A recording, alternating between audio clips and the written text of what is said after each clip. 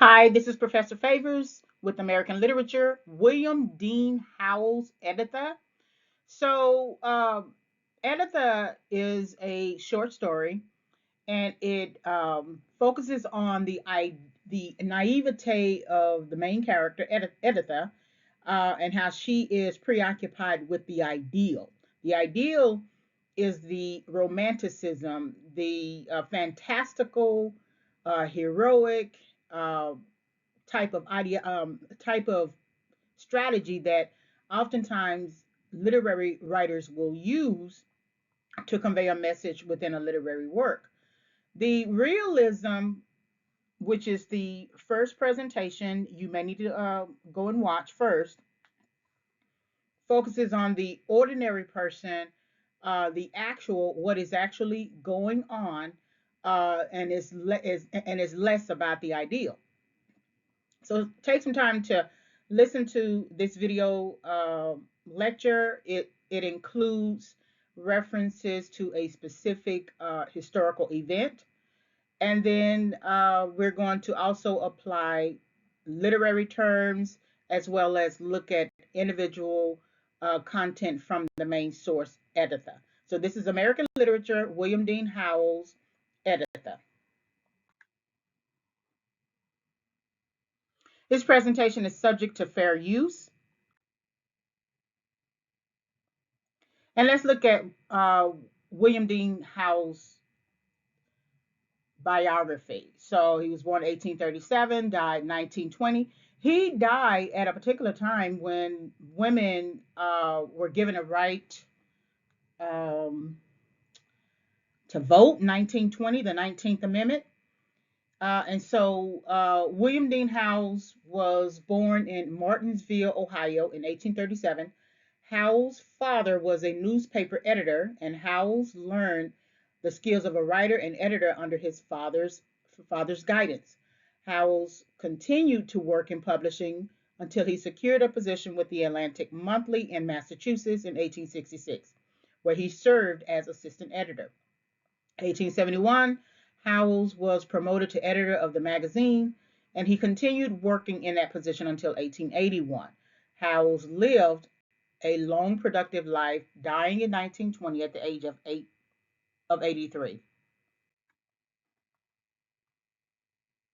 Howells, along with Mark Twain and Henry James, became one of the main advocates and theorists of American literary realism, a style of writing that reacted against the previous Romantic era's perceived literary excesses. Instead, the realists praised the American novel that presented characters, setting, and action as true to life. With Mark Twain and Henry James, Howells wrote and spoke prolifically about realism and its superiority over the earlier Romantic style practiced by authors such as James Fenimore Cooper. In Criticism and Fiction, Howells set forth his views on realism, arguing that fiction should be lifelike and true to human experience. Howells, along with Twain in particular, rejected the idealistic, the fantastic, the heroic, and the exaggerated, preferring instead simplicity and honesty in fiction writing. Although there were some elements of reality that Howells preferred authors avoid, particularly the salacious and the sensational, Howells consistently privileged realism over idealism in his theory of writing fiction.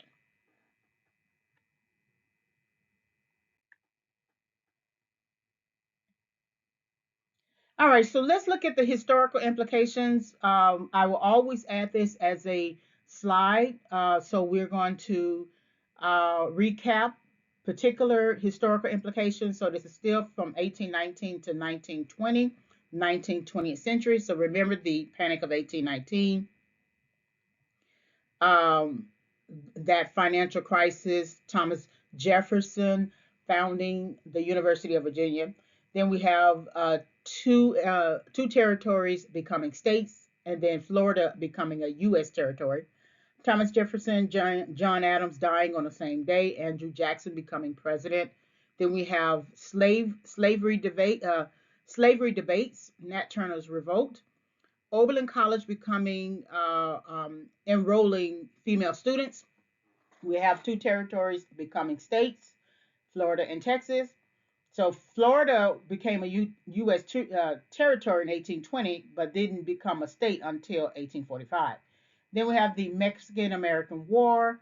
We have Dred Scott v. Sanford legal decisions on blacks who were descended from slaves, were not considered American citizens and could not sue. The Emancipation Proclamation, the Reconstruction era, assassination of President Abraham Lincoln. Then we have different amendments. So the 13th Amendment abolishes slavery. The 14th Amendment grants citizenship and equal protection under the law. 15th Amendment gave black men the right to vote. It doesn't necessarily suggest that it it what it suggests is that it there was no racial discrimination in voting. Women could not vote at this time, however. So then the industrial revolutions began, leading to economic growth, technological improvement, transitioning towards manufacturing, and then the invention of machine tools. So our new date here, our new historical implication here is 1898, which is your Spanish American War, which ended Spain's colonial empire in the Western Hemisphere, securing the United States as a Pacific power. So don't forget that, because when you read Editha, you are reading the historical implications of the Spanish American War within that work. And then, of course, 1920, 19th Amendment, women's right to vote. So they didn't get, even though no racial discrimination in voting for the 15th Amendment, which suggests that black men got the right to vote before white women, women did not get the right to vote until 1920. All right, so let's look at the historical context for Editha, the Spanish American War, 1898. So, Cuban revolutionaries wanted independence from Spanish colonial rule. The conflict, which lasted between 1895 and 1898, caught the attention of America because of the economic and political instability produced within the region, given Cuba's proximity to the U.S. This stirred American public outrage over Spain's brutal attacks against Cuba, garnering sympathy for the Cuban revolutionaries. The U.S. battleship Maine exploded and sank in the Havana harbor under mysterious circumstances on February 15, 1898, motivating the U.S. to intervene on Cuba's behalf against Spanish attacks. So on April 11, 1898, President William McKinley requested authorization from Congress to do the following: put an end to the fighting in Cuba between the rebels and the Spanish forces, establish a stable government, maintain order, ensure the peace and tranquility and security of Cuban and U.S. citizens on the island. So now we understand what the motivating factor is for U.S. intervention, because there are U.S. citizens on the island. These goals led to Congress passing a joint resolution on April 20th to do the following: acknowledge Cuban independence.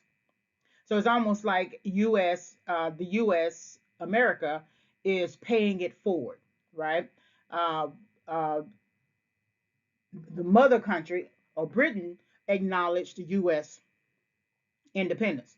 So now we see that the U.S. acknowledging or wanting to acknowledge Cuban independence. Demand the Spanish government give up control of the island, forswear any intention on the part of the U.S. to annex Cuba, and then authorize McKinley to use military measures to guarantee Cuba's independence. So if we're going to make sure that we have a particular island that is independent, we need to do all that we can to create the policies and laws and structure to ensure that it is sustained. So the Spanish government initially rejected the ultimatum, severing diplomatic relations with the U.S. McKinley responded with a naval blockade of Cuba on April 22nd, issuing a call for 125,000 military volunteers. Spain declared war on the U.S., which forced Congress to vote to go to war on April 25th. The U.S. Navy defeated the Spanish army garrisons in Cuba and destroyed the Spanish Caribbean squadron on July 3rd. July 26th, the Spanish government encouraged the French ambassador Jules Cambon to approach the McKinley administration to discuss peace terms. A ceasefire was signed on August 12th, ending the war 4 months later. Both the Spanish government and the U.S. signed the Treaty of Paris on December 10th, 1898. All right, so as a result, Cuba received independence.